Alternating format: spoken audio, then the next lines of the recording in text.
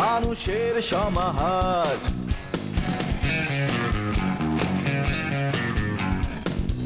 ভেতর আর বাহিরে চলছে উৎসব অপেক্ষার। এই শহরের হাজারো বাড়ির মতো নিয়ে হাসি কান্নার গল্প যত। এই শহরের হাজারো বাড়ির মতো নিয়ে হাসি কান্নার গল্প যত। প্রতিবার এখানে বেজে যায় কলিং বেল।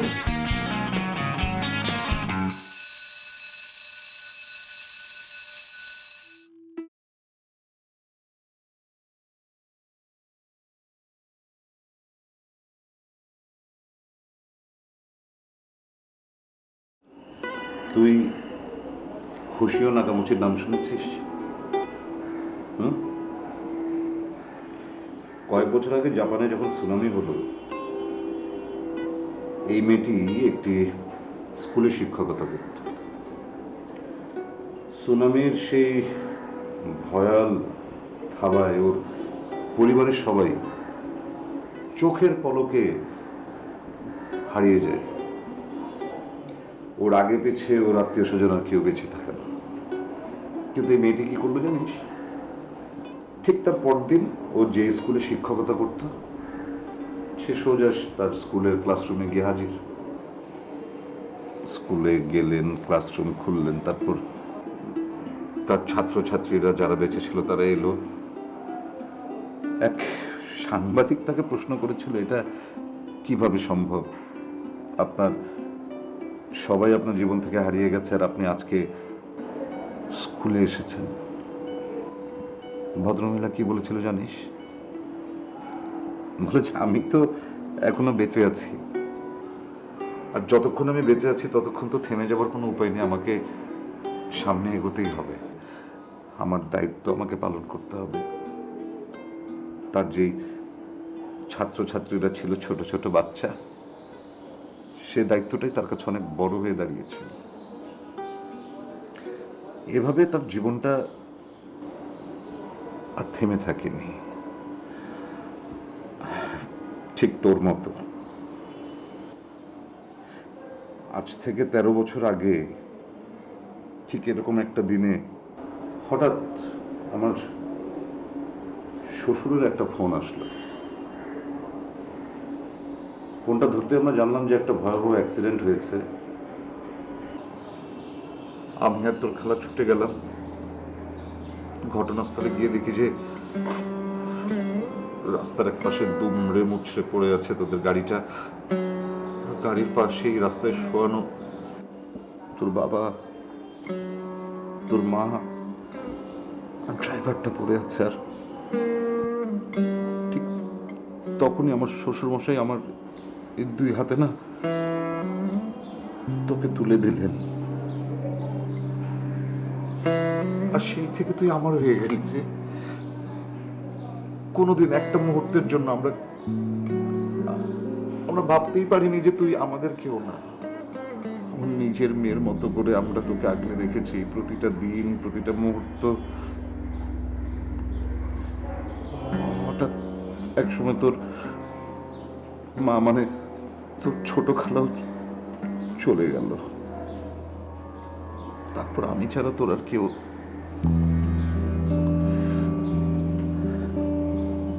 তোর সাথে হয়তো আমার রক্তের কোনো সম্পর্ক নেই, কিন্তু আত্মার যে সম্পর্কটা তোর সাথে আমি করেছি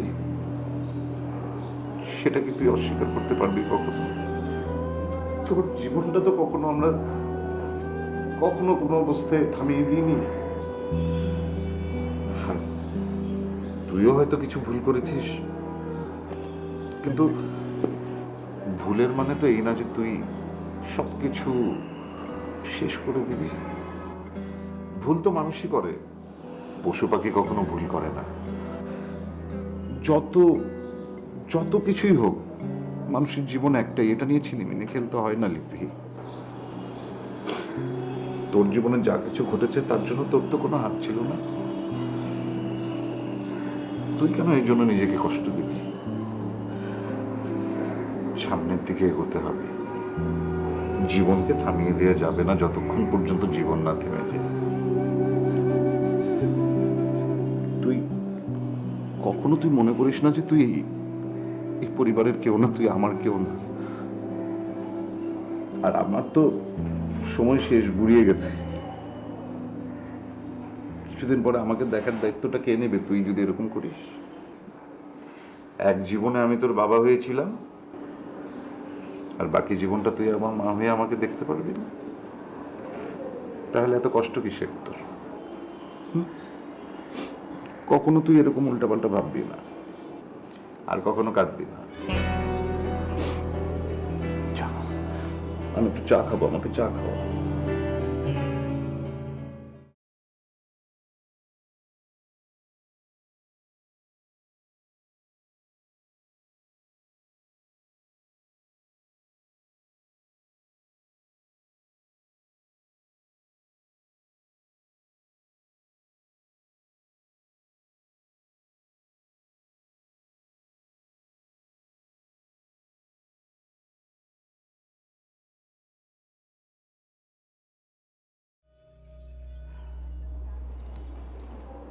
তোমার ভাস্তিকে নিয়ে তো আজকে বাইরে গিয়েছিলাম।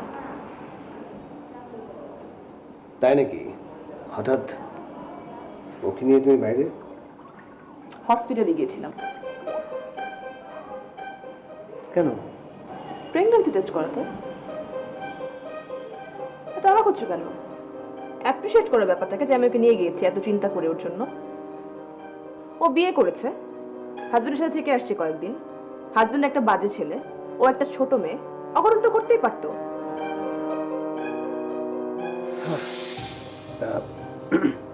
ফলাফল কি আসলো? নেগেটিভ। ও, ডিসঅ্যাপয়েন্টেড তুমি?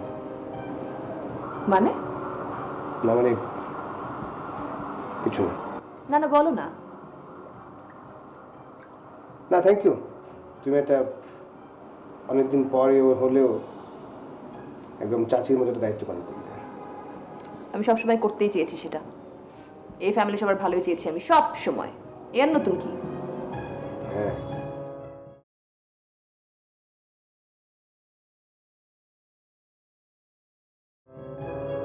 খাবার দিব?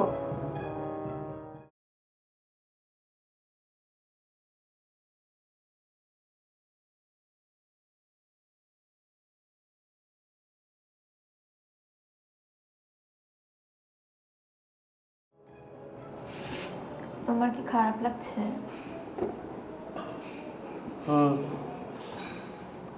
মন খারাপ কেন? আমি একটা মেয়েটা ভালোবাসতাম, অথই ও আমাকে ভালোবাসে না।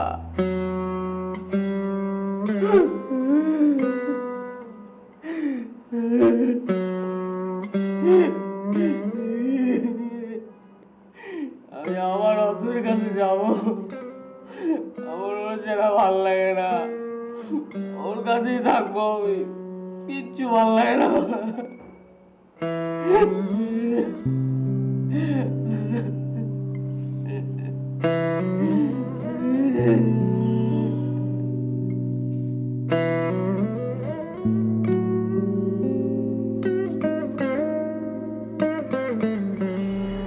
তোর মনটা কি এখনো খারাপ? না, ঠিক আছে।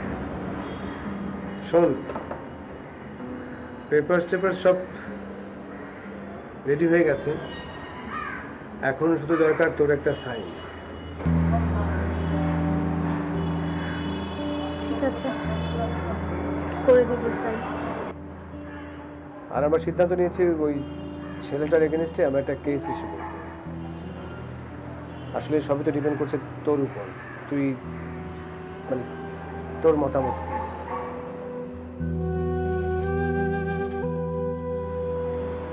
আমি তো বললামই, তোমাদের যা ভালো মনে হয় তাই করো। এ ব্যাপারে আমার আর বলার কিছু না। আসলে হয়েছে কি, ওই সেই জন্যে তোর থানায় গিয়ে একটা স্টেটমেন্ট দিতে হবে। স্টেটমেন্টের উপর ডিপেন্ড করেই কেসটা করতে হবে। ঠিক আছে, কবে যাওয়া লাগবে বলো, দিব স্টেপ। লিপি, তোর কি এখনো ওই ছেলেটার প্রতি কোনো টান কাজ করে? যদি করে আমাকে খোলাখুলি বলতে পারিস। আর ফিলিংস, একটা মানুষকে আমি এত ভালোবাসলাম, এত বিশ্বাস করলাম, তার জন্য আমি সব কিছু ছাড়লাম, তোমাদের সবাইকে কষ্ট দিয়ে চলে গেলাম। আর ওই মানুষটা আমাকে এইভাবে কাঁদালো, আমার না বিশ্বাস হয় না। আসলে এই জগৎ সংসার বড় অদ্ভুত। কে যে আসলে কিরকম বোঝা যায় না। তবে একটা কথা বলে রাখি, এত সহজে আমার ভাতিজিকে কষ্ট দিয়ে কেউ একজন পার পেয়ে যাবে এটা আমি হতে দেব না। দরকার হয় ওর সর্বোচ্চ শাস্তিও পাবে। এভাবে তো আর ছেড়ে দেওয়া যায় না। আসলে ছেড়ে দিলে হয় কি জানিস, আজকে তুই হয়তো সাফার করছিস, কালকে অন্য একটা মেয়ে সাফার করবে। এইভাবে এইভাবে একের পর এক সাফার করতে দেওয়া যাবে না। তুই তো একা না, তোর সাথে আমরা আছি। মন খারাপ করিস না, কোনো সমস্যা না করিস।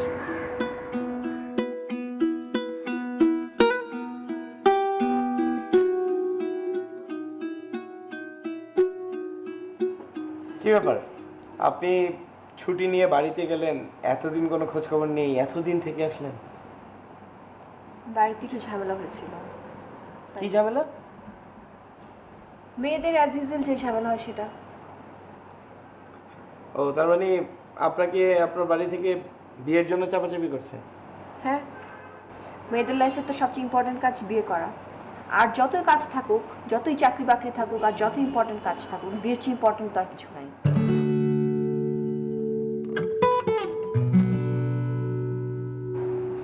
ভালো। আচ্ছা, এই যে আমার বিয়ে হয়ে যাচ্ছে, এতে আপনার কোনো রিয়াকশন নাই? মানে আপনার কোনো কিছু মনে হচ্ছে না? কিরকম রিয়াকশন থাকা উচিত? মানে আমি হ্যাপি, আমি আসলে অনেক খুশি যে আপনার বিয়ে ঠিক হয়ে যাচ্ছে, এবং আমি বিশ্বাস করি যে আপনি অনেক হ্যাপি থাকবেন, কারণ আপনার মতো মেয়ের সাথে যে কেউ খুব সহজেই অ্যাডজাস্ট করে নিতে পারবে, এবং ফ্যামিলিতে কোনো ঝামেলা হবে না, আপনি অনেক সুখী হবেন। আমি হ্যাপি, এবং আমি চাই আপনি হ্যাপি থাকেন। Thank you. সবগুলো ছিল এখন। এই যে আপনি আবারও ভুল বললেন। চুপ করে থাকেন আপনি। ইলিয়াস, জি ভাইয়া। তোর তো কোনো কাজ দিলে ঠিকঠাক মতো করতে পারছ না। তোর ভাবিরা বাসা চেঞ্জ করছে, নতুন বাসা খোঁজ দিছস আমারে? না ভাইয়া, আমি কি যেদিন বাসা চেঞ্জ করছে তার পরের দিনে তো তোর আমার জানানো উচিত ছিল। উচিত ছিল, কিন্তু পারস নাই, তাই তো? এর লেগা বলি, কোনো কাজ তুই একবারে পারস না, তোরা বইলা বইলা সুপারভাইজ করতে হয়। তুই জানোস না তোর ডিউটি কোনটা? কালকে ঠিক প্রপার টাইমে আমি খবরটা চাই যে তুমি এক্স্যাক্টলি শিওর হয়ে যে এইটাই ভাবির বাসা, তারপর আমাকে ওখানে আনবা, বুঝছো? জি ভাইয়া, আমি চেষ্টা করব।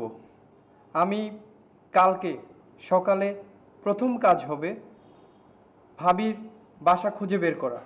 ঠিক মতো বের করো না, তুমি একটা ভুল বাসায় যে আমাকে ফোন দিবা।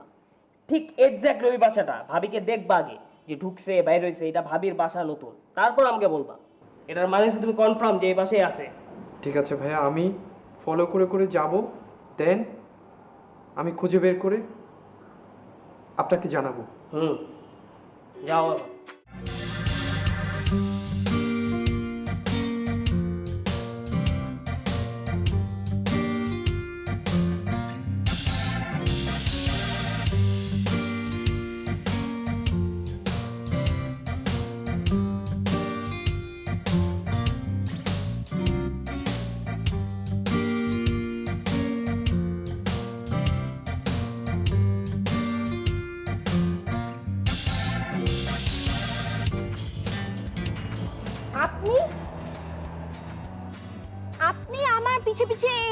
করতেছেন? আমি গ্যাস বিল দিতে আসছি। আপনার এরিয়ার গ্যাস বিল আপনি এখানে দিতে আসছেন না, ফাইজলামি করেন আমার সাথে। গ্যাস বিলের কপি দেখান। টাকা দিতে আসছি। আপনি তো নিশ্চয়ই জানেন আমি সব কিছু ভুলে যাই, তো গ্যাস বিল দিতে আসছি, ইলেকট্রিসিটি বিল দিতে আসছি, নাকি টাকা দিতে আসছি, সব কিছু ভুলে গেছি। তাই না? আমাকে নিশ্চয়ই মনে আছে। চেনা চেনা লাগছে, সেজন্য আপনাকে অনেক দূর থেকে ফলো করতে করতে করতে করতে আসছি। আচ্ছা, আপনি কে? সত্যিই চিনতে পারতেছেন না, তাই না? এখন অতই ভাবি, সরি, অতই আপনি। গুড। এখন বলেন, এই এরিয়ায় বাসা সব চিনতে পারতেছেন? হ্যাঁ, আমি সব চিনে ফেলেছি। এই যে বাস স্ট্যান্ড থেকে নেমে সোজা আসার পরে একটু এসে, তারপরে হচ্ছে বাঁয়ে, বাঁয়ে আসার পরে একটু এসে ডানে, ডানে আসার পরে একটু এসে বাঁয়ে এসে এই যে আপনার ওই বাসাটা চিনে ফেলেছি। সরি, ভুলে গেছি। Mind it.